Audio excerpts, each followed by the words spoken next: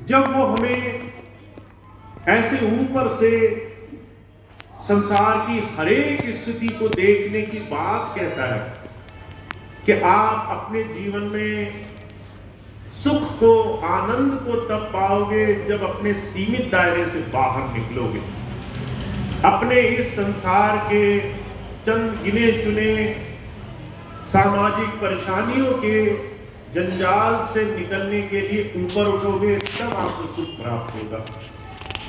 अब वो रास्ता कैसे मिलेगा? आप चाहे किसी भी धर्म को मानते हो, आप रामायण पढ़ते हो, भागवत, गीता, पुराण, वेद, वेदांत, दुनिया के किसी महात्मा को मानते हो, किसी मत को मानते हो, सभी महापुरुषों ने इस बात को समझाने की कोशिश करी है। धर्म क्या है, किसी भी मत को, किसी भी पूजा को मानना क्या है कि आपको अपने इस दायरे से ऊपर उठना है। जब हम मंदिर जाते हैं तो पंडित जी दोनों आंखों के बीच में तिलक लगा देते हैं, वहां चावल भी लगा देते हैं।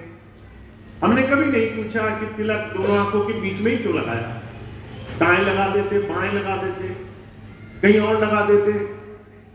हमने न जानने की कोशिश करी, न उसके अभिप्राय को जाना। जो भेद था छोड़ दिया, मंदिर में गए, आंखें बंद करी, प्रतिमा तो भगवान के सामने थी, आंखें क्यों बंद कर ली, भगवान से ही नजर चुरा ली। कारण ये है, हम स्वभाव से उस परमात्मा के अंशी हैं, जुड़े हुए हैं। हमें अंदर से इस बात का एहसास तो है कि हमें जाना कहां है, हमें इस बात का ज्ञान नहीं है। जब महापुरुष आते हैं, कहते हैं आप आंखें इसलिए बंद करते हो क्योंकि आपके अंदर भी शक्ति बसती है, जिसे आप आत्मा कह लो। वो शक्ति उस परमात्मा को अपने अंदर ही देखना चाहती है। जब आप घर में होते हो, जहां आसपास कोई मंदिर नहीं, जब आप सड़क पर होते हो, कहीं आसपास कोई पूजा का स्थान नहीं, जब आप ऐसी जगह होते हो जहां पर दूर दूर तक कोई तरीका नहीं, अगर वहां पे विपत्ति आ जाए, परेशानी आ जाए, तो कौन सा परमात्मा संभाल करने आएगा? वो परमात्मा जो आपके अंदर वास करता है, जो कण कण में वास करता है।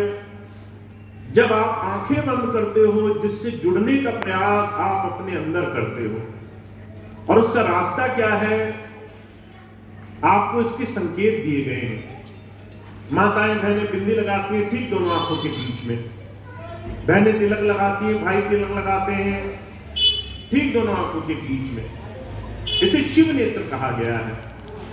हुजूर कहा करते थे, ये जो शरीर है, ये उस परमात्मा के देश जाने का रास्ता है।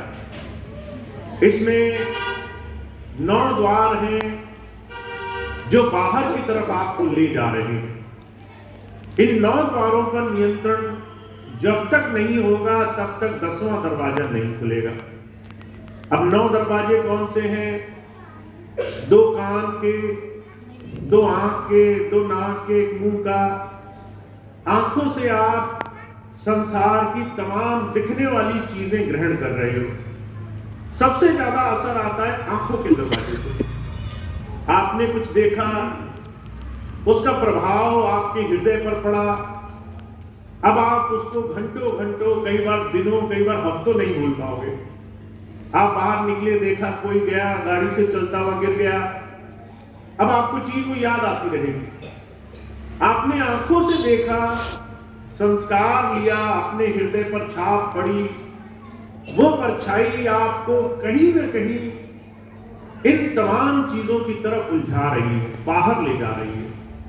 कान से बाहर की आवाजें सुन ली, लड़ाई झगड़ा, निंदा चुगली, कोई बुराई कर रहा है, किसने हमारे बारे में 2 बुरी बातें बोल दी, मन में चोट लग गई।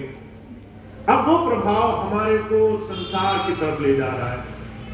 नाक से सुगंधी आ गई, दुर्गंध आ गई, जुबान से स्वाद आ गया। फिर 2 दरवाजे मल के और मूत्र के, कि संसार में विचरण कर रहे हैं।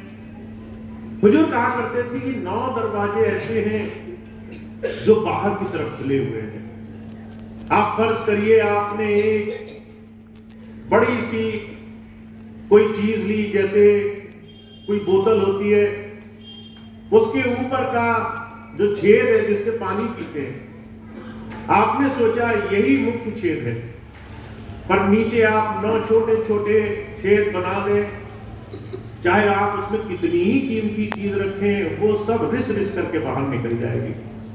हुजूर कहा करते थे, आपकी जो 9 द्वार है ये आपके नियंत्रण में नहीं है, आप इसको खुलेआम ऐसे छोड़कर रखते हो जैसे इस पर कोई नियंत्रण नहीं है। जब हम घर में रहते हैं तो बड़ा संयम का पालन करते हैं, बिना कपड़े पहने बाहर नहीं जाते, दूसरों के सामने तब तक नहीं निकलते जब तक हमें इस बात का आभास ना हो जाए कि सम्मानित रूप में हम हैं। हम कोशिश करते हैं कि हमें हर तरह से मर्यादा, संयम, मान का ध्यान रखते हुए संसार में विचरण करना है। पर हुजूर कहते थे कि जो 9 द्वार हैं उसका आप ध्यान नहीं रख पाते।